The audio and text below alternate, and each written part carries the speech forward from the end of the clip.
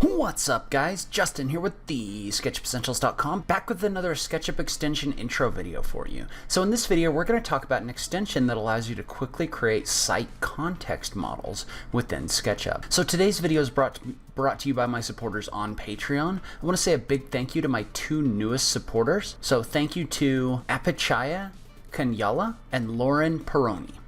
On Patreon, as most of you know, is the website where you can support creators that you like on YouTube. In this case, one of the perks of being a supporter on Patreon is you get to vote on the extension that I cover every week. So if that's something you're interested in, you want to support the show, and also vote on the extensions that I cover every week, make sure you check out that link in the notes down below. Now let's go ahead and just jump into it. Plugin name, SketchOSM.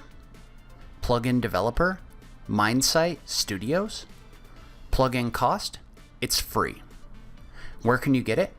You can download it from the SketchUp extension warehouse. Tool functions. This extension is designed to help you create quick, low detail level parametric models for site context.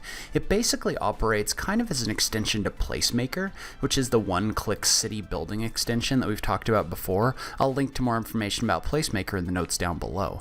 But this extension gives you a tool set for quickly adding buildings to your city models that don't already exist in OpenStreetMap, which is what Placemaker is built on. Basically, the way this extension works is that you can trace out the base of a building, then click the button for Create Buildings with that face selected to start creating your building. This will allow you to begin adding attributes to your building, like heights, different roof shapes, and more. You can adjust things like the color of your building as well. So this allows you to quickly make changes to the roof and also to the heights of the different parts and pieces of your model in order to be able to quickly be able to create that site context. So once you've created a building, one of the cool things you can do is you can sample the settings of that building and apply it to other buildings as well. So if you're trying to populate a neighborhood really quickly, for example, you could do that using this tool.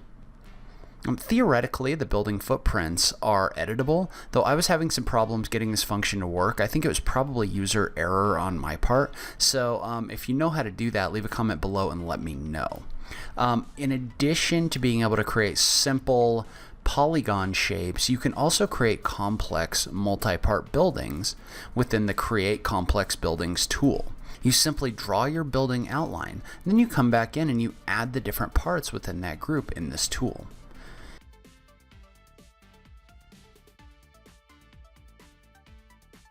The Set Building Height function allows you to go back and quickly change and edit the heights of the buildings that you've already created, allowing for quick adjustments within your model.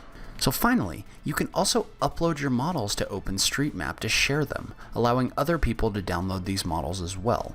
My assumption, based on the fact that Placemaker gets its building data from OpenStreetMap, is that once you upload these buildings into OpenStreetMap, they'll be downloadable within the Placemaker extension as well. So if you have an area where you do a lot of work and you go in and populate it, my understanding is that you'll be able to bring that in when you use Placemaker without having to remodel it every time.